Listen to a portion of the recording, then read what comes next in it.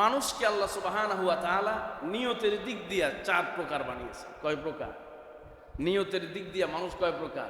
4 প্রকার। আল্লাহ সুবহানাহু ওয়া তাআলার হাবিব বলেন, ইন্নামাদ দুনিয়া লিআরবাআতি নাফারিন আবদিন রাযাকাহুল্লাহু মালান ওয়া ইলমান ফাহুয়া ইয়াত্তাকি ফীহি রাব্বাহু ওয়া ইয়াসিলু ফীহি রাহিমাহু ওয়া ইয়ালামু লিল্লাহি ফীহি হাক্কান ফাহাদা বিআফজালিল মানাজিল। নবী করিম সাল্লাল্লাহু আলাইহি ওয়াসাল্লাম বলেন, আল্লাহ পাক রব্বুল আলামিন মানুষকে 4 প্রকারের বানিয়েছেন।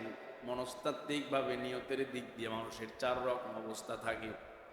প্রথম প্রকারের মানুষ আল্লাহ তাআলা যাকে অনেক বেশি সম্পদ দিয়েছেন, আবার সম্পদের পাশাপাশি আল্লাহ সুবহানাহু ওয়া তাআলা তাকে ইলমও দান করেছেন, জ্ঞান দিয়েছেন, কোরআন হাদিসের অগাধ ইলম দিয়েছেন, পাণ্ডিত্য দিয়েছেন।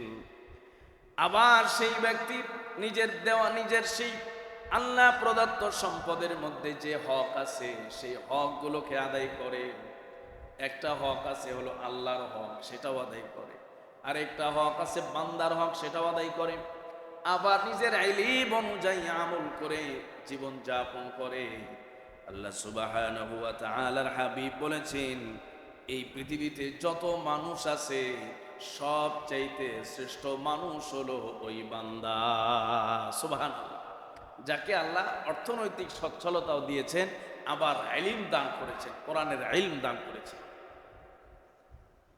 2 নাম্বার হলো ওই গোলাম যাকে আল্লাহ সুবহানাহু ওয়া তাআলা দুনিয়ার তেমন কোনো সামর্থ্য দেন নাই, অর্থনৈতিক সচ্ছলতা দেন নাই, কিন্তু আল্লাহ পাক তাকে অগাধ ইলম দিয়েছেন, কোরআন হাদিসের যে পাণ্ডিত্য জ্ঞান দান করেছেন। বান্দা মনে মনে চিন্তা করে, মালিক ইলম তো আপনি অনেক দিয়েছেন। বান্দা মনে মনে চিন্তা করে, মালিক যাকাতের মাসআলা অনেক ভালো বুঝে, কিন্তু যাকাত দেওয়ার সামর্থ্য নাই। হজের মাসআলা অনেক ভালো বুঝে, কিন্তু হজ করার সামর্থ্য নাই। উমরার মাসআলা অনেক ভালো বুঝে, মানুষকে বলে বলে দাওয়াত দেয়, শোনায়, কিন্তু উমরার সামর্থ্য নাই। যদি আপনি আপনার ওই বান্দার মতো অর্থনৈতিক সচ্ছলতা দিতেন, তাহলে আমিও তার মতো এই বড় বড় অর্থনৈতিক আমলগুলো করতাম। নবীজি সাল্লাল্লাহু আলাইহি সাল্লাম বলছেন, এই যে শুধুমাত্র নিয়ত, সারা জীবন সে যদি অর্থনৈতিকভাবে সচ্ছল না হয়, টাকা পয়সার মালিক যদি না হয়, সরাসরি হজ এবং উমরায় যদি না যেতে পারে, বড় ধরনের আমল যদি না করতে পারে, দান সদাকা যদি না করতে পারে, শুধুমাত্র ধনী ব্যক্তির অর্থনৈতিক যে সচ্ছলতার কারণে আমলগুলো করতে পারে, ওই আমলগুলোর নিয়ত মনে মনে করার কারণে তারা আমল নামাতে আল্লাহ পাক সে আমলগুলোর সওয়াব লিখে দিবে। সুবহানাল্লাহ। তাহলে একজন সরাসরি কোটি টাকা দান করে যে সওয়াব অর্জন করতেছে, আরেকজন শুধু নিয়ত করবে, আল্লাহ আমার তো সামর্থ্য নাই, যদি আপনি সামর্থ্য দিতেন তার চাইতেও বেশি দিতাম। নবীজি বলছেন, এই ব্যক্তি দ্বিতীয় স্তরে আছে, তবে এদের সওয়াব, এদের নেকি দুইজনেরই বরাবর। সুবহানাল্লাহ পড়ে। নবী করিম সাল্লাল্লাহু আলাইহি সাল্লাম তৃতীয় ব্যক্তির কথা বলছেন। আল্লাহ পাক যাকে সম্পদ দিয়েছেন, আবার তবে ইলম দেন নাই। সম্পদ দিয়েছেন কিন্তু ইলম দেন নাই। কিন্তু এই ইলমহীন সম্পদ আছে, কিন্তু সম্পদের হক জানে না। সম্পদের হক না জানার কারণে অযথাই সম্পদগুলো নষ্ট করে, অন্যায় পথে ব্যয় করে। একে তো ইলমও নাই, আমলও করতে পারে না, আবার সম্পদ আছে, সম্পদের হক সম্পর্কে সচেতন না। আল্লাহ সুবহানাহু ওয়া তাআলার এই বান্দা সহসাই গুনাহে লিপ্ত হয়ে যায়, সম্পদের কারণে আরো গুনাহ বেশি করে। সম্পদ না থাকলে তো মদ খেতে পারতো না, জুয়া খেলতে পারতো না। সম্পদ না থাকলে তো জিনা ব্যভিচার অন্যায় করতে পারতো না। কিন্তু সম্পদের মতো বড় নিয়ামতের কারণে হাজারো মানুষ অসংখ্য গুনাহ বেশি বেশি করতে পারে, ঠিক কিনা? সম্পদ অনেকের গুনাহের জন্য কারণ হয়ে যায়, যেই গুনাহ এই সম্পদ না থাকলে করতে পারতো। টাকা আছে বিদায় সেই গুনাহ সে করতেছে, টাকা আছে বিদায় সে ওই গুনাহে লিপ্ত হয়ে যাচ্ছে। আরেক বান্দা ওর দিকে তাকায় তাকায় তাকায় বলে যে ওর যে এলাকায় দাপট, ওর যে এলাকায় পাওয়া, যাকে ইচ্ছা তাকেই থাপ্পড় দিতে পারে, আছে না নাই? যাকে ইচ্ছা তার সাথেই খারাপ ব্যবহার করতে পারে, যা ইচ্ছা তাই করতে পারে, জুলুমবাজি করতে পারে। আমারও যদি টাকা পয়সা থাকতো তাহলে আমিও দেখায় দিতাম। আছে না নাই? নবীজি বলছেন এই যে চতুর্থ স্তরে এর এলেমও নাই, মালও নাই, কিন্তু এই যে বদনিয়ত, জুলুমের নিয়ত করছে, মানুষের উপরে চড়াও হওয়ার নিয়ত করেছে, এই নিয়তের কারণে ওই বদকারের মতো তার আমল নামাও গুনাহ দ্বারা পরিপূর্ণ হয়ে যাবে। সম্মানিত সুধী মুসল্লিয়ানে কেরাম, আল্লাহ সুবহানাহু ওয়া তাআলা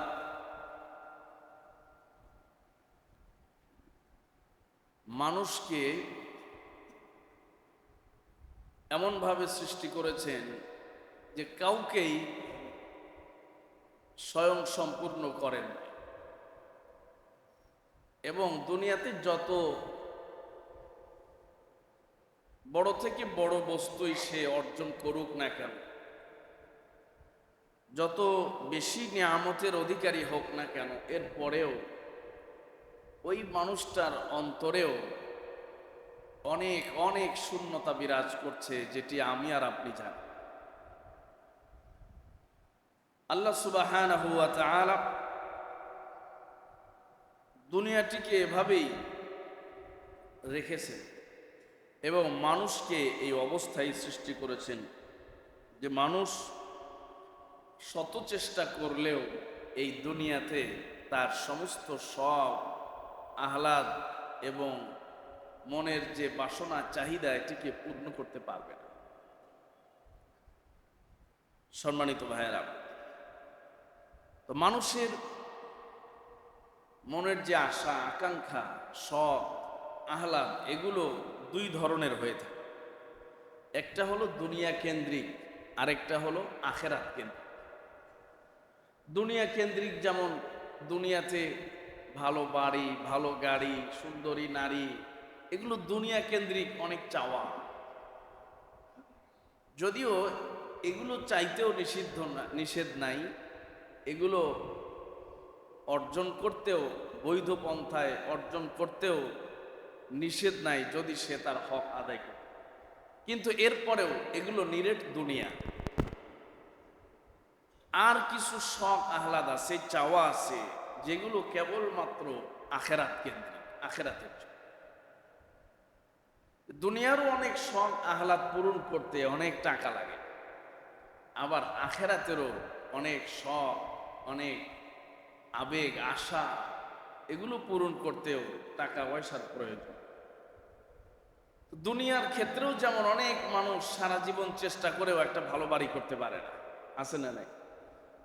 সারা জীবন চেষ্টা করেও দেশে বিদেশে কত মেহনত, কত পরিশ্রম, এরপরেও সে কাঙ্ক্ষিত সফলতায় পৌঁছতে পারে না। আবার আখেরাতের ক্ষেত্রেও, আখেরাত কেন্দ্রিক যে আশা আছে, সেই ক্ষেত্রেও বান্দা অনেক আল্লাহ ভীরু, অনেক বুজুর্গ, সে অনেক ভালো, কিন্তু এরপরেও আখেরাত কেন্দ্রিক অনেক আশা নিরাশাই রয়েছে। তো সম্মানিত ভাইয়েরা, তো দুনিয়ারটা পূরণ না হলে বিকল্প কোনো ব্যবস্থা নেই, কিন্তু আখেরাতের আশা, আখেরাতের শখ যদি কেউ পূরণ না করতে পারে, আল্লাহ সুবহানাহু ওয়া তাআলা বিকল্প ব্যবস্থা রেখে দিয়েছে। সুবহানাল্লাহ। যেমন কোনো ব্যক্তি তার সচ্ছলতা নাই, সামর্থ্য নাই যে সে উমরা করতে যাবে অথবা হজ করতে যাবে, কিন্তু আল্লাহ সুবহানাহু ওয়া তাআলার হাবিব গুরুত্বপূর্ণ কিছু আমলের কথা বলে গিয়েছেন, আমলের কথা শিখিয়ে গিয়েছেন, যে বান্দা হজ উমরা করতে না গিয়েও বাসায় বসে, বাড়িতে থেকে অসংখ্য অগণিত মাকবুল হজ এবং উমরা সওয়াব অর্জন করতে পারবে। সুবহানাল্লাহ। একজন হজে গেল অথবা উমরায় গেল, তার আমল নামায় একটা কবুল হজ অথবা কবুল উমরার সওয়াব জমা হবে কিনা সন্দেহ আছে না? সন্দেহ আছে। কিন্তু এই আমলগুলো এত গুরুত্বপূর্ণ যে এই আমলগুলো যদি আমরা করি, এই আমলের পরে যে আমার আপনার আমল নামায় হজ এবং উমরার সওয়াব জমা হবে, এর মধ্যে বিন্দু মাত্র কোনো সন্দেহ নাই। সুবহানাল্লাহ। তাহলে দেখা যাবে যে আখিরাত কেন্দ্রিক কোনো আশাই বান্দার অপূর্ণ থাকবে না। এটার সেকেন্ড অপশন, দ্বিতীয় অপশন যেটা, বিকল্প যেটা, এর মাধ্যমেও আল্লাহ সুবহানাহু ওয়া তাআলার গোলামরা সেটাকে পূরণ করতে পারবে। সুবহানাল্লাহ। যেমন আমি গতকালকে বলেছিলাম যে নবীজি সমস্ত উম্মতের জন্য কোরবানি করে গিয়েছে। মানে কোনো মানুষ যদি, কোনো নারী বা পুরুষ যদি এমন হয় যে জীবনে 70 বছর হায়াতে একদিনও কোরবানি দিতে পারেন না, তাহলে তার আমল নামায়ও কোরবানির সওয়াব জমা থাকবে, কোরবানির নেক তার আমল নামায় থাকবে। সুবহানাল্লাহ। কেন? যে আমার আপনার নবী তিনি উম্মতের নামে কোরবানি করে দিয়েছেন। এই জন্য কিছু আমল, কিছু কাজ এমন আছে যে আমলগুলো যদি আমরা বাস্তবায়ন করি, সেই আমলগুলো যদি আমরা খালেস নিয়তে, খাঁটি নিয়তে যদি করি, আমরা কেউ যদি হজ এবং উমরায় সরাসরি নাও যেতে পারে, তারপরেও আল্লাহ সুবহানাহু ওয়া তাআলা অসংখ্য হজ এবং উমরার সওয়াব তার আমল নামায় লিখে দিবেন। সুবহানাল্লাহ।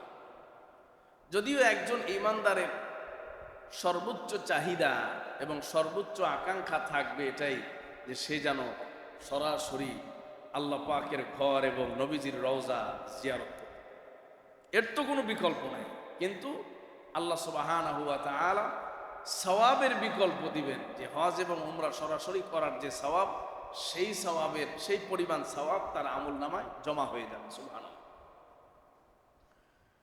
আল্লাহ সুবহানাহু ওয়া তাআলা পবিত্র কোরআনে জানিয়েছেন, ওয়ামা উমিরু ইল্লা লিয়া'বুদুল্লাহা মুখলিসিনা লাহুদ্দীন। এই আয়াতে আল্লাহ পাক রব্বুল আলামিন নিয়তের কথা বলছেন। নিয়ত সব চাইতে গুরুত্বপূর্ণ, নিয়ত হলো সব চাইতে আহাম, সব চাইতে গুরুত্বপূর্ণ। এজন্য আল্লাহ সুবহানাহু ওয়া তাআলার হাবিব বলেছেন, ইন্নামাল আমালু বিন্নিয়াত, তোমার প্রতিটি কাজ, প্রতিটি আমল নিয়ত অনুযায়ী আল্লাহ পাক সেটার বিচার বিশ্লেষণ করবে। সুবহানাল্লাহ।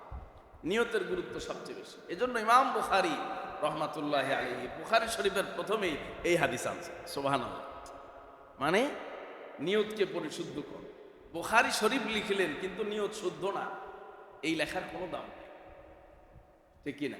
ইমাম বুখারী বুঝাইছে যে আমি নিয়তকে শুদ্ধ করার জন্য আমার নিজেরও যেন নিয়ত শুদ্ধ হয়, যারা পড়বে তাদেরও নিয়ত যেন শুদ্ধ হয়, যারা পড়াবেন, যারা শোনাবেন মানুষকে, সকলের নিয়ত শুদ্ধ করতে হবে। কারণ নিয়ত শুদ্ধ করে ছোট্ট আমল করলে সেটি নাজাতের জন্য যথেষ্ট, আর নিয়ত অশুদ্ধ করে বস্তা বস্তা আমল থাকলেও এই আমল কোনো কাজে আসবে না।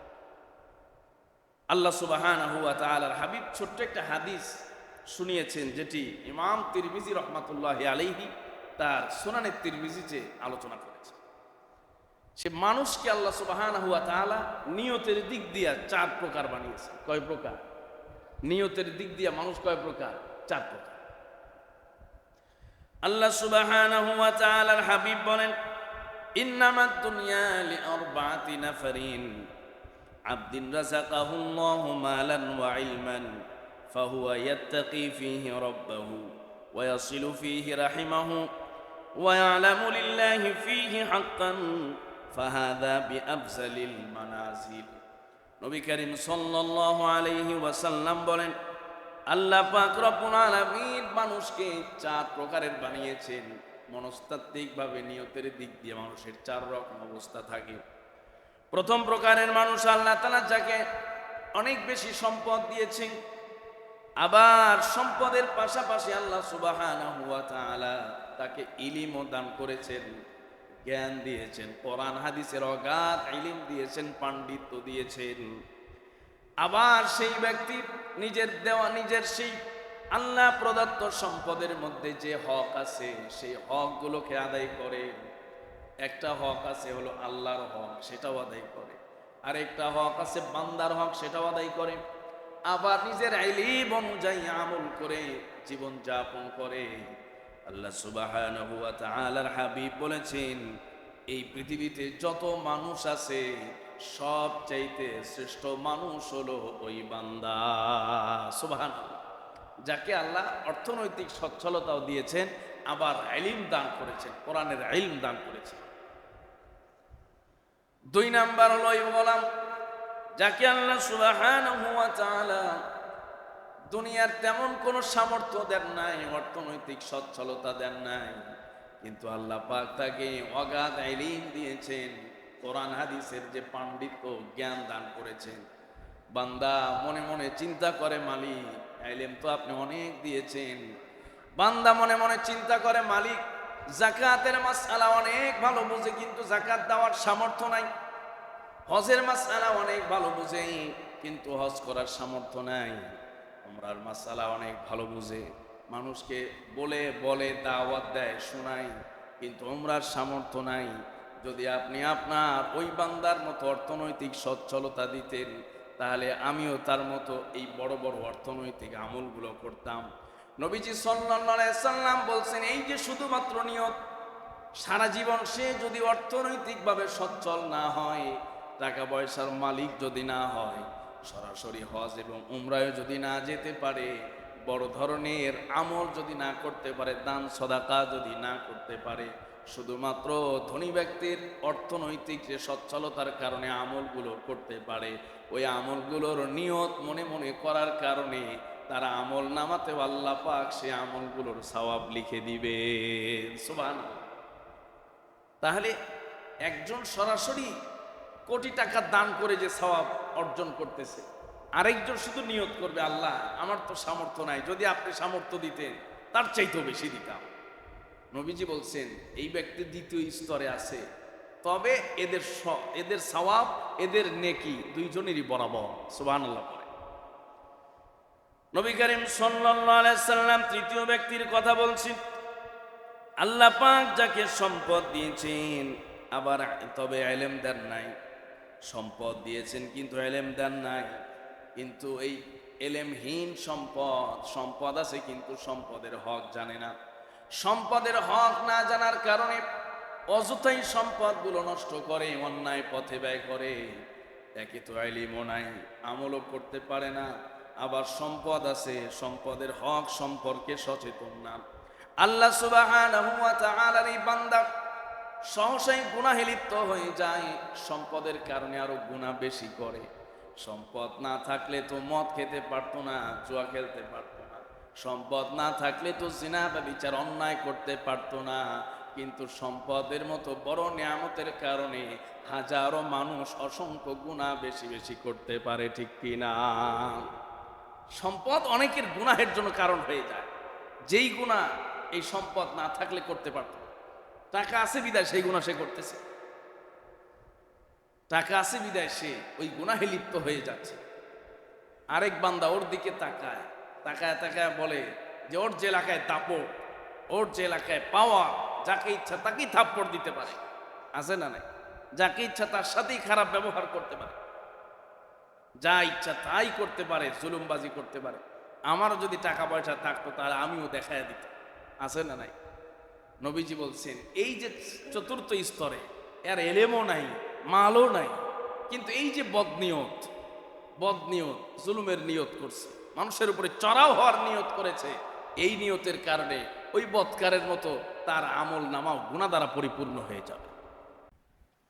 প্রিয় মুসলমান ভাইয়েরা আমার, এই জন্য নিয়ত হলো সবচাইতে গুরুত্বপূর্ণ বিষয়।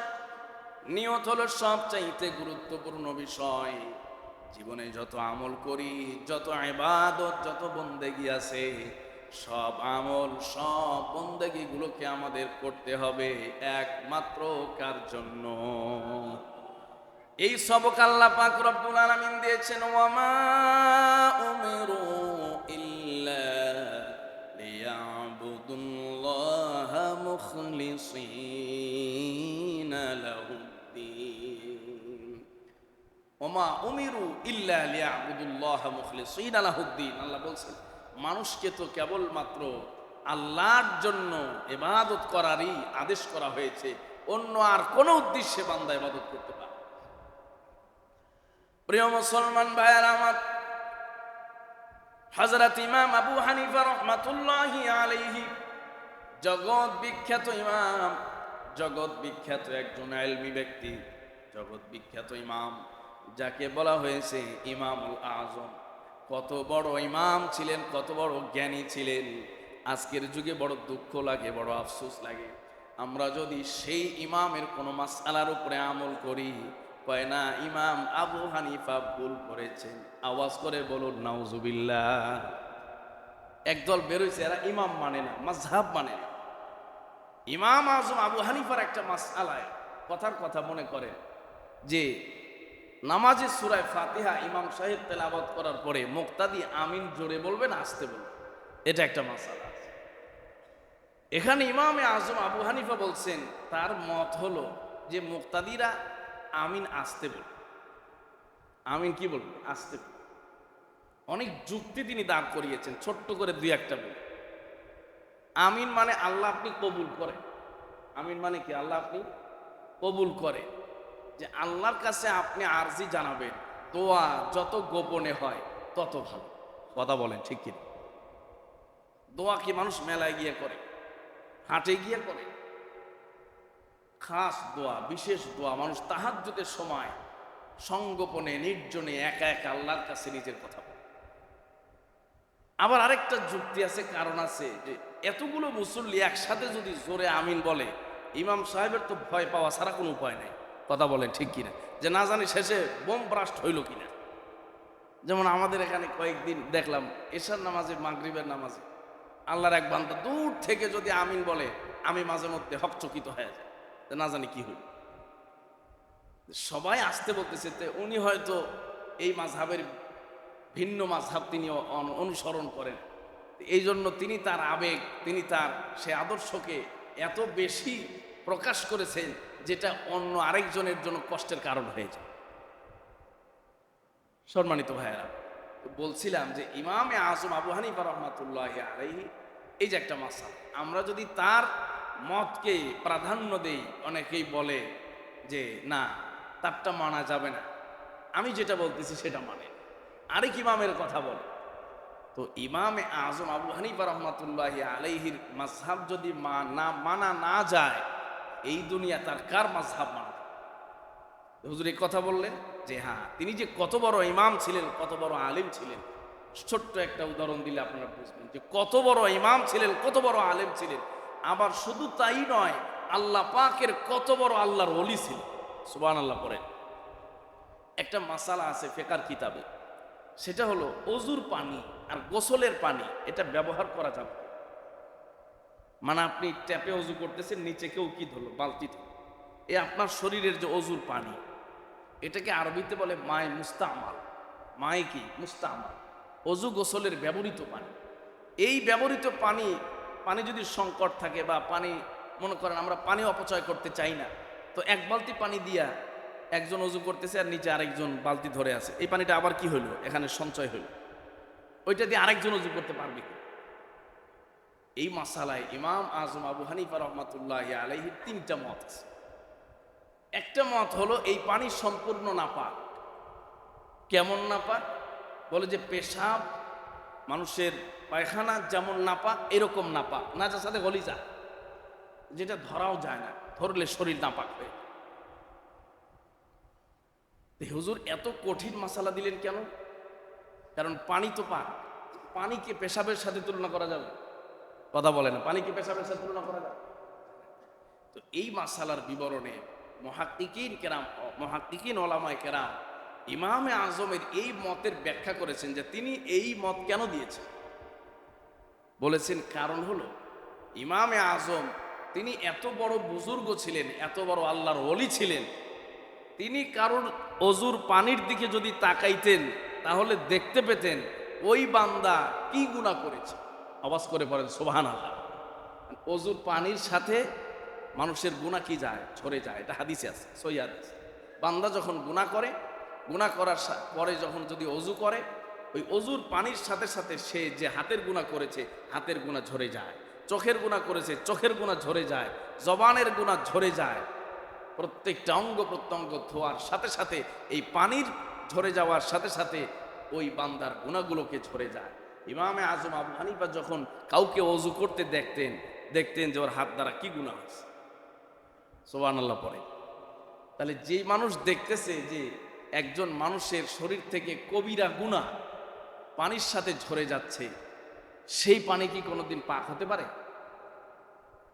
ইমামে আজম যুক্তি দাঁড় করিয়েছেন যে কবিরা গুনাহ তো মানুষের পেশাব পায়খানার চাইতেও নাপাক। কথা বলেন ঠিক কিনা? কবিরা গুনাহ তো এত নাপাক, যার যেই গুনাহের কারণে মানুষ জাহান্নামে যাবে, এটা তো এত নাপাক, এত খবিস যে এটা মানুষের পেশাব পায়খানার চাইতেও নাপাক। এজন্য যে পানিতে ইমামে আজম আবু হানিফা নাপাক দেখেছেন, কবিরা গুনাহ দেখেছেন, ওই পানি তিনি কোনো সময় পাক বলতে পারেন। সুবহানাল্লাহ।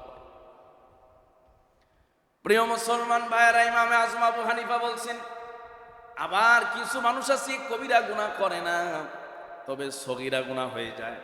তিনি যখন কোনো বান্দার হাত থেকে পানি ঝরা দেখতেন, ওযু করা দেখতেন, ওযুর পানিতে সগীরা গুনাহ ঝরে যাচ্ছে, এটাও তিনি দেখতে পেতেন। যেই পানিতে পেশাব লেগে আছে, যেই পানির মধ্যে পায়খানা পড়ে আছে, সেটা যেমন নাপাক, সগীরা কবিরা গুনাহওয়ালা পানিও তেমন নাপাক। সুবহানাল্লাহ। ইমামে আজম আরেকটা মতামত দিয়েছেন যে হ্যাঁ, কিছু মানুষ আছে সগীরাও করে না, কবিরাও করে না, তবে সুন্নত অনুযায়ী কাজ করে। তিনি ওযুর পানি দেখলেই বুঝতেন যে এই মানুষটা কবিরা সগীরা কোনো গুনাহ করে নাই, তবে সুন্নত অনুযায়ী আমল করে নাই। তো যে আমল সুন্নত অনুযায়ী না হয়, সেই সুন্নত অনুযায়ী না হওয়াটাও একটা গুনাহ। সম্মানিত, তো সেই ইমামে আজম আবু হানিফা রহমাতুল্লাহি আলাইহি, ইমামে আজম সম্পর্কে আমরা দেখি ধারাবাহিক আলোচনা। ইমামে আজম সম্পর্কে কোন ইমামের মাযহাব আমরা অনুসরণ করি, এক একটা মাসআলায় যে কত নিগুড় তথ্য আছে, আপনি হয়রান হয়ে যান, আপনার কল্পনা ওইদিকে যাবেই না।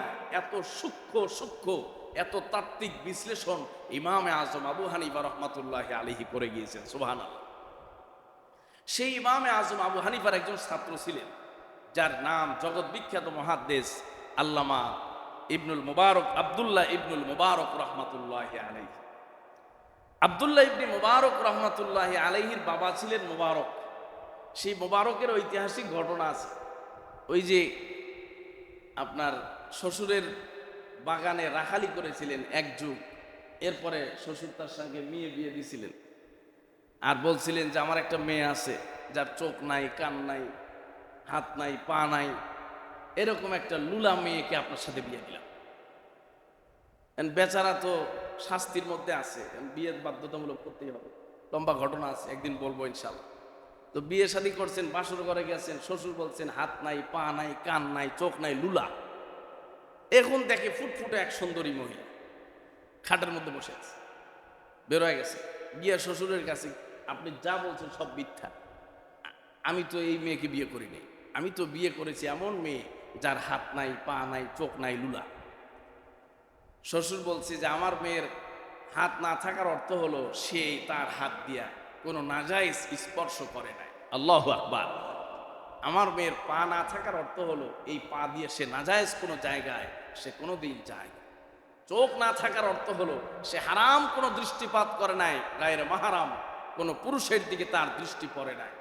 তার কান না থাকার অর্থ হলো আমার মেয়ে কোনোদিন কোনো অশালীন কথা, গান, বাদ্য, হাবিজাবি ইত্যাদি শ্রবণ করে না। আওয়াজ করে পড়ুন সুবহানাল্লাহ। সেই নারীর গর্ভ থেকে জন্মগ্রহণ করেছিলেন আব্দুল্লাহ ইবনে মুবারক। তাহলে কেমন মায়ের সন্তান? আজকালকে আমরা পাত্রী নির্বাচন করি, বলে পাত্রী যেমনই হোক না কেন, খালি যদি বাবার টাকা থাকে তাহলেই বিয়ে নিয়ে যায়, ঠিক কিনা? এরপরে হুজুরের কাছে তাবিজ আছে, তাবিজের জন্য ঝাড়ার ফোর জন্য আছে, ছেলে ভালো না মেয়ে ভালো, তা আসলে তো পাত্রই ভালো না, সেখান থেকে ভালো জিনিস আসবে কি করে? কথা বলেন ঠিক কিনা? আর পেট্রোলের খনি থেকে তো পেট্রোল আসবে, ডিজেলের খনি থেকে ডিজেল আসবে, আর স্বর্ণের খনি থেকে স্বর্ণ আসবে। কথা বলেন ঠিক কিনা? আব্দুল্লাহ ইবনে মুবারকের সংক্ষিপ্ত পরিচয় দিই। হযরত আব্দুল্লাহ ইবনে মুবারক রহমাতুল্লাহি আলাইহি, একই সাথে তিনি ছিলেন বড় হাদিস বিশারদ। তাকে বলা হতো আমিরুল মুমিনিন ফিল হাদিস, হাদিস জগতের সম্রাট। আওয়াজ করে বলুন সুবহানাল্লাহ। হযরতে আব্দুল্লাহ ইবনে মুবারক রাহমাতুল্লাহি আলাইহি যেমন হাদিস জগতের সম্রাট ছিলেন, যেমন বড় আলেম ছিলেন, আবার সাথে সাথে অনেক বড় ব্যবসায়ী ছিলেন, অনেক বড় দানবীর ছিলেন। হযরতে আব্দুল্লাহ ইবনে মুবারক রাহমাতুল্লাহি আলাইহি প্রায় বছরই হজ করতে যাইতেন, যেহেতু টাকা পয়সার কোনো অভাব নাই। আমাদের দেশে অনেক মানুষ আছে প্রতি বছরে উমরায় যায়, 2-4-6 মাস পরে পরে উমরায় যায়, আছে না নাই? যদিও এই হজ উমরা এখন আর একটা ফ্যাশনের মতো হয়ে গেছে। সারা বছর যা অফিসে দুর্নীতি করার করে, যা ভেজাল দেওয়ার দেয়, রমজানে গিয়া 10 দিন ওখানে উমরা করে ইতিকাফ করে আসে, আছে না নাই? সম্মানিত ভাইয়েরা, মনে করে যে একবার হজ উমরা করে আসলাম, কালো পাথরে চুমা দিলাম, জিন্দেগির সব গুনাহ মাফ। গুনাহ মাফ হবে, কিন্তু বান্দার হক যদি নষ্ট করে, এই হক কোনোদিনও মাফ হবে না। কথা বলুন ঠিক কিনা? হযরত আব্দুল্লাহ ইবনে মুবারকের কি ছিল এরকম, হজ উমরায় যাইতেন। একবার উমরায় যাচ্ছেন বিশাল কাফেলা নিয়ে। এই কাফেলায় হযরত আব্দুল্লাহ ইবনে মুবারক আছেন, তার খাদেম আছে, যেহেতু অনেক বড় আলেম, বড় ব্যবসায়ী। হযরত আব্দুল্লাহ ইবনে মুবারক রহমাতুল্লাহি আলাইহি তো আগে হেঁটে হেঁটে হজে যাওয়া লাগতো, জায়গায় জায়গায় মানজিল করতেন, মানে তাঁবু টানিয়ে এরপর সেখানে অবস্থান করতেন। একদিন থেকে রাত্রি যাপন করে আবার হাঁটা শুরু করতেন। হযরত আব্দুল্লাহ ইবনে মুবারক রাহমাতুল্লাহি আলাইহি এক জায়গায় তাঁবু গাড়লেন, ওই জায়গায় রাত্রি যাপন করবেন, বিশ্রাম করবেন। হযরত আব্দুল্লাহ ইবনে মুবারক রাহমাতুল্লাহি আলাইহি ওই যেই জায়গায় তাঁবু গেড়েছেন তার পাশেই ছিল একটা ময়লার স্তূপ। হযরত আব্দুল্লাহ ইবনে মুবারক রাহমাতুল্লাহি আলাইহি বসে আছেন। হঠাৎ লক্ষ্য করলেন একজন অল্প বয়স্কা নারী ময়লার স্তূপের কাছে এসে একটা মরা মুরগি নিয়া অত্যন্ত গোপনে কাপড় দিয়া পেঁচায়া, ওড়না দিয়া পেঁচায়া বাড়ির দিকে নিয়ে দৌড়ায় চলে যাচ্ছে। হযরতে আব্দুল্লাহ ইবনে মুবারক রাহমাতুল্লাহি আলাইহি মনের মধ্যে চিন্তা ঢুকে গেল। হঠাৎ কি এমন দৃশ্য দেখলাম, কিছুক্ষণ আগে দেখলাম মরা মুরগি সেই স্তূপের মধ্যে পড়ে আছে, ডাস্টবিনে পড়ে আছে, কিন্তু একজন নারী অত্যন্ত গোপনে এসে কেমন যেন মানুষ যেন বুঝতে না পারে, জানতে না পারে, মরা মুরগিটাকে উঠিয়ে ওড়না দ্বারা পেঁচিয়ে আবার নিয়ে দৌড়ায় চলে গেল। আব্দুল্লাহ ইবনে মুবারক রাহমাতুল্লাহি আলাইহি আস্তে আস্তে পেছন থেকে লক্ষ্য করলেন কোন বাড়িতে গিয়া প্রবেশ করে মহিলাটা। আব্দুল্লাহ ইবনে মুবারক দেখলেন একটা বাড়িতে প্রবেশ করলো মেয়েটা। আব্দুল্লাহ ইবনে মুবারক আস্তে আস্তে সেই বাড়ির গেটের সামনে চলে গেলেন। যাওয়ার পরে আব্দুল্লাহ ইবনে মুবারক ভেতর থেকে ডাক দিচ্ছেন, কে আছো এই বাড়িতে, কে আছো এই বাড়ির মালিক? ভেতর থেকে একজন নারী, একজন মহিলা কণ্ঠে আওয়াজ আসলো, আমি তো এই বাড়ির মালিক, কে কি বলবেন বলতে পারেন? হযরতে আব্দুল্লাহ ইবনে মুবারক বললেন, দেখো কিছুক্ষণ আগে আমি লক্ষ্য করলাম একটা মরা মুরগি নিয়ে বাড়িতে কে যেন প্রবেশ করলো, কোন নারী প্রবেশ করলো, কারণটা কি?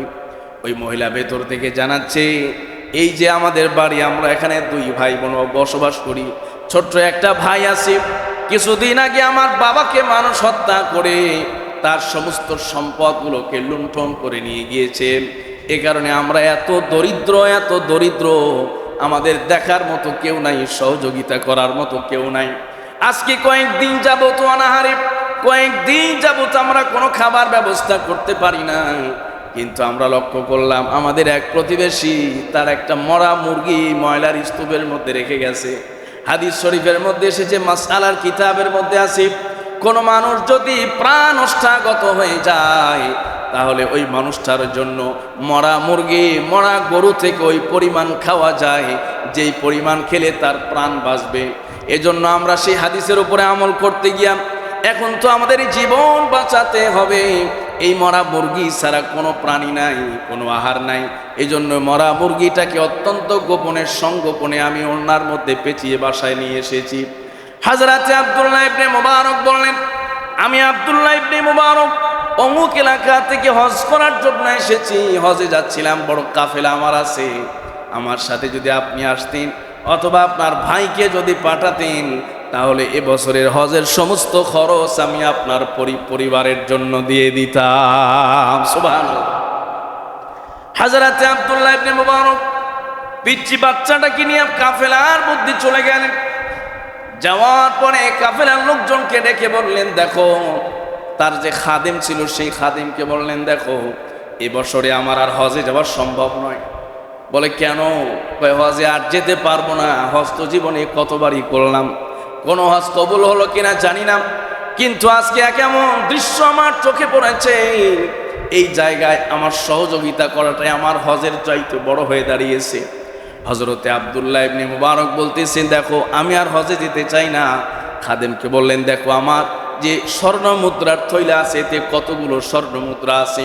খাদিম বলল, প্রায় 1000 দিরহাম আছে, 1000 দিনার আছে। আব্দুল্লাহ ইবনে মুবারক বললেন, মাত্র 20টা দিনার রেখে দাও, কারণ 20টা দিনার দিয়ে আমরা এখান থেকে আবার বাড়িতে ফিরে যাব। শুধুমাত্র 20 দিনার, শুধুমাত্র 20টা দিনার রেখে দাও, আর বাকি যেই দিনারগুলো আছে ওই দিনারগুলো ওই থৈলার মধ্যেই থাকবে, এই পাত্রের মধ্যেই থাকবে। এই থৈলা সহ ওই বাসার যে ছোট্ট বাবুটা এসেছে তার হাতে তুলে দাও। হতে পারে এই আমলটা আমার জীবনের অসংখ্য হজের চাইতেও বেশি সওয়াব হবে, ঠিক কিনা? হযরতে আব্দুল্লাহ ইবনে মুবারক রহমাতুল্লাহি আলাইহি আর হজে গেলেন। হজ থেকে ফিরে আসা পুরো হজের যে অর্থ, এই একজন না দুইজন তার সাথে খাদেম ছিল, তার সাথে আরো লোকজন ছিল। হতে পারে যে অনেক মানুষের হজের অর্থ একাই তিনি সংগ্রহ করে আর হযরত আব্দুল্লাহ ইবনে মুবারক ওই দরিদ্র অসহায় পরিবারের সহযোগিতার জন্য দান করে দিলেন। সুবহানাল্লাহ। সম্মানিত ভাইরা, এই জন্য অনেক সময় নফল উমরার চাইতে আপনার প্রতিবেশীর হক বড় হয়ে যায়। নফল উমরার চাইতে আপনার এলাকার দুস্থ দরিদ্র মানুষের পাশে দাঁড়ানো আপনার জন্য বড় হয়ে যায়।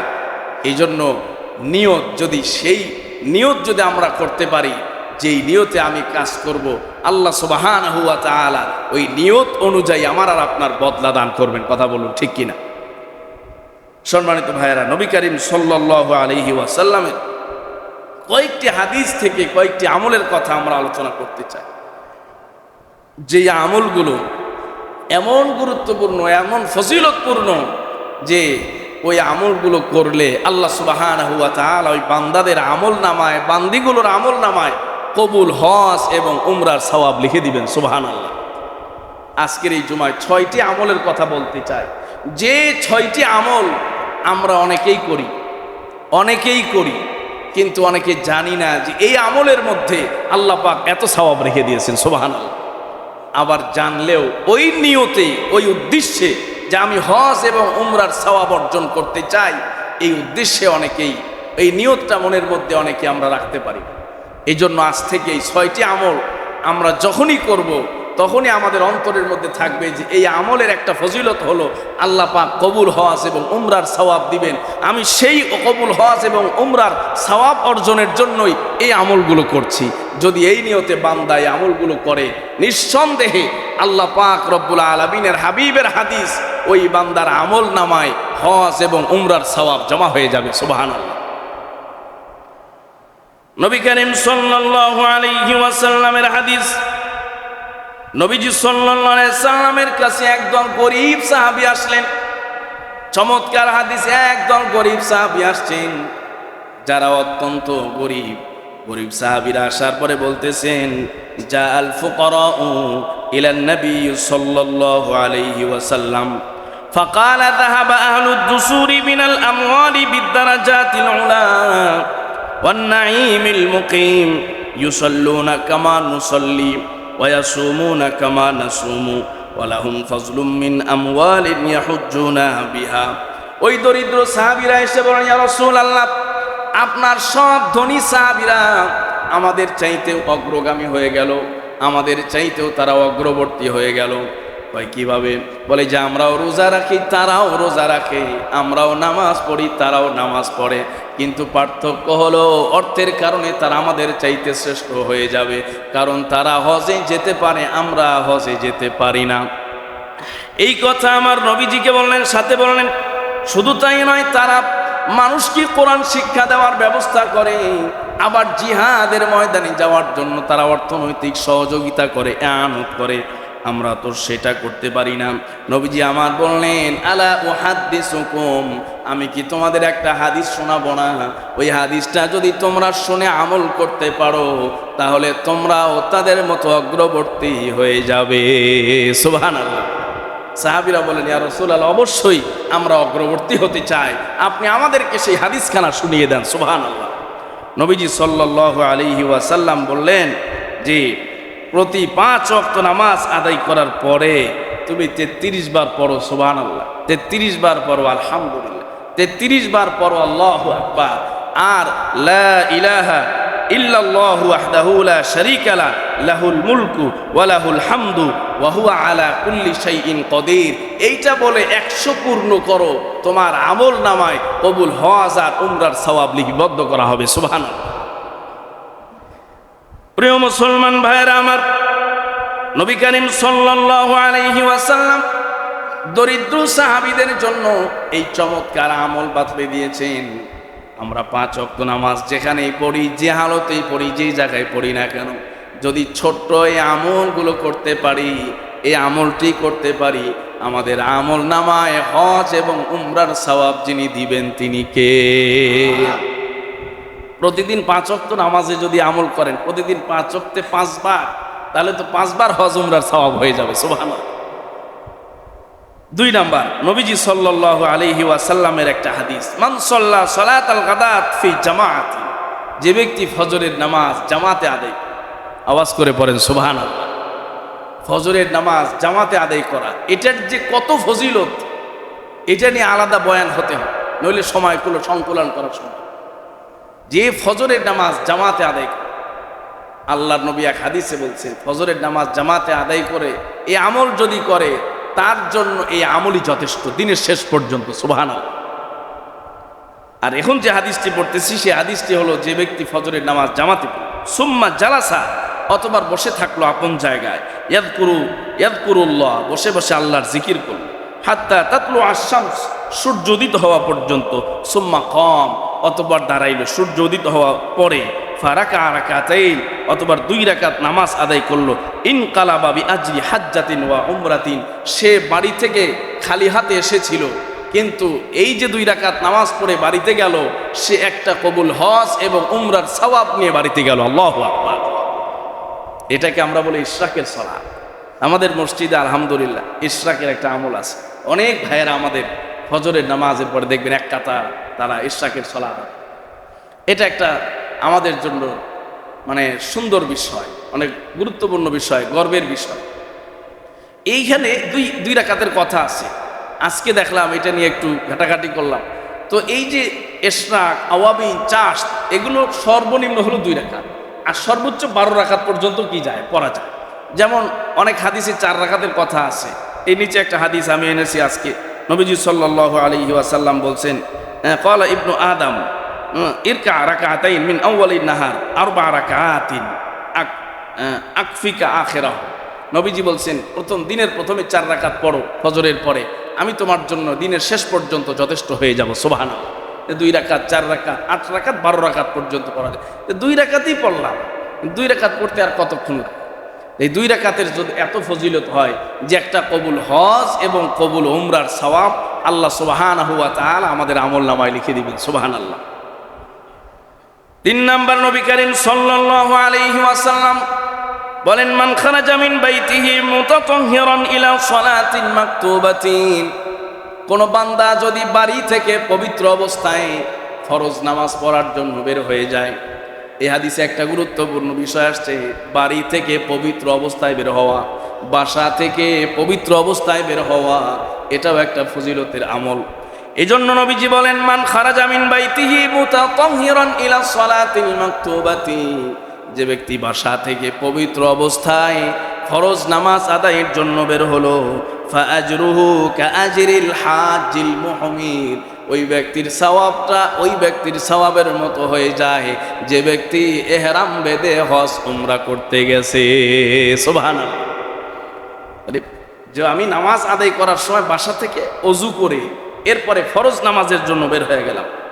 ওমান খারাজা ইলা তাসবিহিদ দুহা লা ইউনসিবুহু ইল্লা ইয়াহু ফাআজরুহু কাআজরিল মুতামির, কোন ব্যক্তি চাষতের সময় হয়ে গেছে, 9টা বেজে গেছে, 10টা বেজে গেছে, তবে ইশরাক পড়তে পারে না।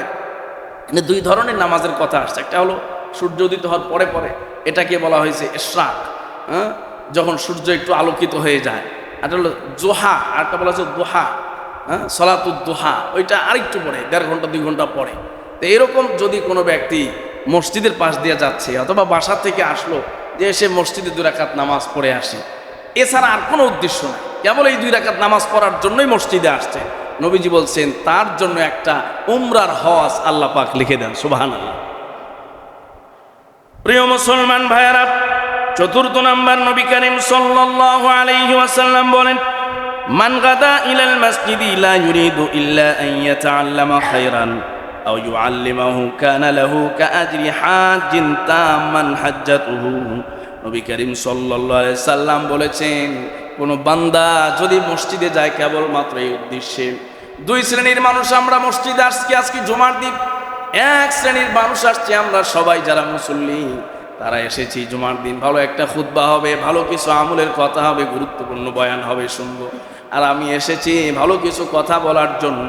এই 2 শ্রেণীর মানুষ যখন এই বিশেষ নিয়তে একত্রিত হয় আর মসজিদে দ্বীনি মুযাকারা হয়, তাদের উভয়ের জন্য হজ উমরার সওয়াব যিনি লিখে দেন তিনি কে? এই যে জুমার দিন কথা শুনছে, এই কথাতেও আমি বলছি আর আপনারা শুনছেন, আল্লাহু আকবার, এই একটা ছোট্ট আমলের কারণে হজ উমরার সওয়াব আমাদের আমল নামায় জমা হয়ে গেছে। সুবহানাল্লাহ। সম্মানিত ভাইরা, 5ম নাম্বার, আন যায়েদ ইবনুল খালিদ আল জুহানী রাদিয়াল্লাহু তাআলা আনহু قال أن رسول الله صلى الله عليه وسلم قال من جهز غازيا في سبيل الله أو جهز حاجا أو خلفه في أهله فقد غزا أو حجا। নবীজি এখানে 2 শ্রেণীর মানুষের কথা বলেছেন। 1 শ্রেণীর মানুষ যারা আল্লাহর দ্বীনকে বিজয়ী করার জন্য জিহাদের ময়দানে যায়, যে ব্যক্তি জিহাদে অংশগ্রহণ করার জন্য যাচ্ছে, আর ওই ব্যক্তিকে, ওই মুজাহিদকে যে ব্যক্তি সহযোগিতা করে, তার জন্য অর্থনৈতিক যোগান দেয়, তার যে গাড়িটি আছে সেটাকে একটু বেঁধে দেয়, ব্যাগটাকে রেডি করে দেয়, তাকে গাড়িতে উঠায় দেয়, তার একটু খেদমত করে, তাকে জায়গা মতো পৌঁছানোর ব্যবস্থা করে দেয়। আল্লাহ পাক রব্বুল আলামিনের হাবিব বলেছেন, ওই ব্যক্তি জিহাদে অংশগ্রহণ করে যে সওয়াব পাবে, যে ব্যক্তি সহযোগিতা করেছে সমান সমান সওয়াবের মালিক হয়ে যাবে। আরেকজনের কথা আসছে, মান মান জাহাজা হাজ্জান, যে ব্যক্তি হাজিকে সরঞ্জাম প্রস্তুত করে দিল। জাহাজা ইউজাহিজ মানে তাজহিজ, জাহিজ মানে হলো উপায়, উপায় তৈরি করে দেওয়া। একজন হজে যাবেন, তার উপায় তৈরি করে দেওয়া মানে তার অর্থনৈতিক ব্যবস্থা, তার কি কি লাগবে, এহরাম লাগবে, তার ওখানকার খরচ লাগবে, রাস্তার নাস্তা লাগবে, এই যে মানে একজন আরেকজনের জন্য উমরার ব্যবস্থা করে দিল বা হজের ব্যবস্থা করে দিল। আল্লাহ সুবহানাহু ওয়া তাআলার হাবিব বলছেন, সে ব্যক্তি হজ এবং উমরা করে যে পরিমাণ সওয়াব পেল, এই বেচারা শুধু এখান থেকে একটু যোগান দিয়ে দিল, সে নিজে যেতে পারলো না, সমান সমান সওয়াবের মালিক হয়ে যাবে। সুবহানাল্লাহ। আরেকটা অপশনের কথা আসছে, যদি এই মুজাহিদ যে সে জিহাদে গেছে আর যে হজকারী হজে গেছে, কোনো কিছুই করতে পারে নাই, তবে মুজাহিদের বাসায় একটু খবর নিয়েছে বা হাজী সাহেবের বাসায় একটু খবর নিয়েছে যে মাস্তুরাত আছে, মহিলারা আছে, বাজার ঠিক মতো করতে পারলো কিনা, বাজার তাদের আছে কিনা, একটু খোঁজ খবর নেয়া। প্রতিবেশী হিসাবে, আমার এলাকার ভাই হিসাবে, বন্ধু হিসাবে একজন হাজী সাহেবের পরিবারের প্রতি এতটুকু দায়িত্ব, একজন মুজাহিদের পরিবারের প্রতি এতটুকু দায়িত্ববোধ, এতটুকু দায়িত্ব, আমাদেরকে একটা হজ এবং উমরা এবং জিহাদের মতো কঠিন আমলের সওয়াব আল্লাহ সুবহানাহু ওয়া তাআলা দান করবেন। সুবহানাল্লাহ। 6 নাম্বার, নবী করিম সাল্লাল্লাহু আলাইহি ওয়াসাল্লাম বলেন, ফাবিল্লাহি ফি বিররিহা ফাইন্নাকা ইযা ফাআলতা যালিকা ফাআনতা হাজ্জুন ওয়া মু'তামিরুন ফাআনতা হাজ্জুন ওয়া মু'তামিরুন ওয়া মুজাহিদুন ইযা রাদিয়াত আনকা উম্মুকা ফাত্তাকিল্লাহা ওয়া বিররিহা। নবীজি সাল্লাল্লাহু আলাইহি সাল্লাম বলছেন, দেখো, আল্লাহর সাথে সম্পর্ক করার জন্য ছোট্ট একটা আমল, আর এই আমলের মধ্যে একটা আমলের কথা নবীজি বলছেন, এই এক আমলে একটা সওয়াব নয়, বরং একটা আমলে 3টা আমলের সওয়াব পাওয়া যাবে। সুবহানাল্লাহ। নবী করিম সাল্লাল্লাহু আলাইহি সাল্লাম বলেন, যখন তুমি আমলটা করবে, একই সাথে তুমি একজন হজকারীর মতো সওয়াব পাবে, আবার তুমি একজন উমরাকারীর মতো সওয়াব পেয়ে যাবে। আবার তুমি একজন জিহাদে অংশগ্রহণকারী মুজাহিদের মতো সওয়াব পেয়ে যাবে। নবী করিম সাল্লাল্লাহু আলাইহি সাল্লাম বলছেন সেই আমলের কথা শুধুমাত্র নবীজি বলেন নাই, পবিত্র কালামে আল্লাহ সুবহানাহু ওয়া তাআলা বলেছেন, ওয়া ক্বাদা রাব্বুকা আল্লা তা'বুদু ইল্লা ইয়্যাহু ওয়া বিল ওয়ালিদাইনি ইহসানা ইম্মা ইয়াবলুগান্না ইনদাকাল কিবরা আহাদুহুমা আও কিলাহুমা ফালা তাকুল লাহুমা উফফিন ওয়ালা তানহারহুমা ওয়াকুল লাহুমা কওলান কারীমা ওয়াখফিদ লাহুমা জানাহাল যুল্লি মিনার রাহমা وقل رب ارحمهما كما ربياني صغيرا। অনেকের মা বাবা দুনিয়া থেকে চলে গেছেন, সারা বছর যায় মা বাবার কথা স্মরণ করে না, মা বাবার জন্য একটু হাত তুলে দোয়াও করে না। মা বাবা দুনিয়া ছেড়ে চলে গেছেন, এত ব্যস্ত মা বাবার জন্য দোয়া চায়, তাও মোবাইলে দোয়া চায়, মসজিদেও আসে না, নামাজেও আসে না। যেই নামাজ আপনি নিজে পড়লেন না, সেই নামাজে আবার ইমাম সাহেবের কাছে দোয়া চাইলেন। চিন্তা করেই দেখেন, আপনার মতো গাদ্দার সন্তান পৃথিবীর জমিনে হতে পারে না, ঠিক কিনা? মা বাবার কথা সারা বছর স্মরণ করে না, আবার কোন সময় যদি স্মরণ করে, ইমাম সাহেবকে হাদিয়া দেওয়ার প্রয়োজন কি আমার বুঝে আসে না। ইমাম সাহেবকে বলার প্রয়োজন কি? আচ্ছা বলেন, ভালো কথা, তাও বলেন, কিন্তু নিজেও তো একবার কোরআনের এই ছোট্ট দোয়াটা মুখস্থ করে মা বাবার জন্য দোয়া করা যায়, কথা বলেন ঠিক কিনা? হাজার হাজার মুসল্লিরা দোয়া করলে যা না হবে, আপনি একবার হৃদয়ের গভীর থেকে যদি রব্বির হামহুমা পড়েন, খোদার কসম আল্লাহর আরশ পর্যন্ত খুশি হয়ে যাবে। মানুষ বুঝেন, এত বোকা মানুষ হয়। আরে 10 দিন পরে নেই আয়াত রব্বির হামহুমা কামা রব্বায়ানি সগীরা। মা বাবার জন্য দোয়া করতে 1 ঘন্টার দোয়া করা লাগে না, কারণ মা বাবার প্রতি আপনার যে ভালোবাসা, আল্লাহ এই ছোট্ট এক বাক্যের কথায় আল্লাহ সব বুঝতে পারেন, কথা বলেন ঠিক কিনা? মা বাবার প্রতি যে আপনার ভালোবাসা আছে, এইটা কি বলতে 120টা রচনা লেখা লাগবে? 1 ঘন্টার বয়ান আল্লাহর কাছে করা লাগবে? তাহলে তো আল্লাহ এখানে পুরো সূরাই নাজিল করে দিতেন মা বাবার জন্য। আল্লাহ ছোট্ট একটা আয়াত আছে। আল্লাহ নিজেও জানেন যে মা বাবার প্রতি বান্দা ও সন্তানের যে আবেগ, যে অনুভূতি, যে ভালোবাসা, এটা বয়ান করে বোঝানোর বিষয় নয়, 1000 পৃষ্ঠার রচনা লিখে বোঝানোর জন্য নয়। শুধুমাত্র এই ছোট্ট আয়াত দিলাম, এর মধ্যে যে ভাব আছে, মর্ম আছে, এর মধ্যে যে অর্থ আছে, আবেগ আছে, ওইটাকে ধারণ করে ছোট্ট একটি আয়াত পড়ো, তোমার মা বাবার কবরটাকে ঠান্ডা করে দিবেন কে? সম্মানিত ভাইরা, নবীজি সাল্লাল্লাহু আলাইহি ওয়াসাল্লাম বলছেন, সেই আমলটি হলো তোমার মায়ের খেদমত করা, বাবার খেদমত করতে করতে যখন তোমার মা আর বাবা তোমার প্রতি সন্তুষ্ট হয়ে যাবে, ওই এক বান্দা বান্দির সন্তুষ্ট, মার বাবার সন্তুষ্টি তোমার জন্য 3 আমলের বড় 3 আমলের সওয়াব জমা করে দিবেন। আল্লাহু আকবার।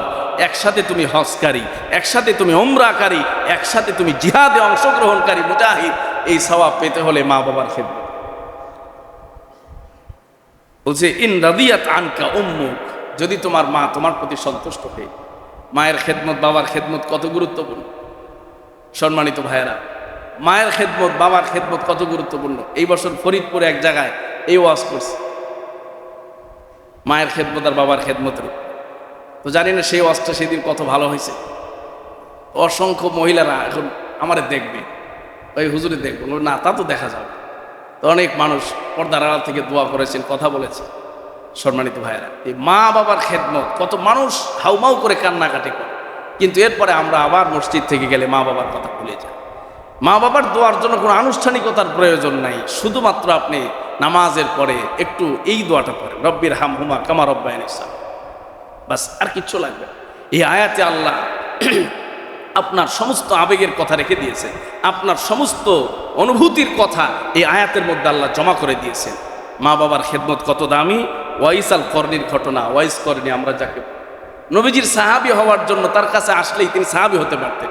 সাহাবী মানে পৃথিবীর শ্রেষ্ঠ মানুষ, তিনি আসেন নাই। নবীজি বলছেন আমার কাছে আসার দরকার, মায়ের খেদমত করো, সুবহানাল্লাহ। আল্লাহ সুবহানাহু ওয়া তাআলা আমাদেরকে বিষয়গুলো বোঝা আমল করার তৌফিক দান করুন, আমিন। এই যে ঈদ গেল, কত বড় বড় পশু আমরা কোরবানি করলাম, অনেকেই করলেন। মা বাবার কথা মনে পড়ে, কথা বলেন ঠিক কিনা? আমরা নিজেরা মা বাবার জন্য দোয়া করি, নিজেরা দোয়া করি, নিজের আবেগ অনুভূতি এই ছুটিতে আমরা বাড়িতে যাই, মা বাবার কবরের পাশে যাই। আসলে কবরের পাশে যাইলে একটা কি আসে, আলাদা অনুভূতি আসে, আলাদা একটা আবেগ ওই সময় কাজ করে। ওই আবেগ মনে হয় আর অন্য কোথাও থাকলে পাওয়া যায়। এই জন্য ছুটিতে যায়, অনেক সময় বিভিন্ন কারণে বাড়িতে যাওয়া হয়, গ্রামে যাওয়া হয়, অথবা সুযোগ না হলে বাড্ডা কবরস্থানে যান। এখানে গেলেও সেই মা বাবার কবরের কথা মনে হবে, সেই আবেগ, সেই অনুভূতি আর সেই আপনার ভালোবাসা আপনার অন্তরের মধ্যে চলে আসবে। আল্লাহ সুবহানাহু ওয়া তাআলা আমাদের সকলের মা বাবার যাদের দুনিয়া ছেড়ে চলে গেছেন কবরগুলোকে যেন জান্নাতের বাগান বানায় দেন, সকলেই পড়ি আমিন। যাদের মা বাবা জীবিত আছে সেই মা বাবার যেন আমরা কদর করতে পারি। খোঁজ খবর আমরা নেই না, অনেকেই, অনেক মা বাবা বলেন আমাদের কাছে, কষ্ট নিয়ে দুঃখ নিয়ে বলে না, যে এই জায়গা থেকে আমরা যেন উঠে আসতে পারি। আল্লাহ তাআলা আমাদেরকে সেই তৌফিক দেন, সকলেই পড়ি আমিন। ওমা আলাইনা ইল্লাল বালাগ ওয়া আখিরু দাওয়ানা আনিল হামদুলিল্লাহি রাব্বিল আলামিন।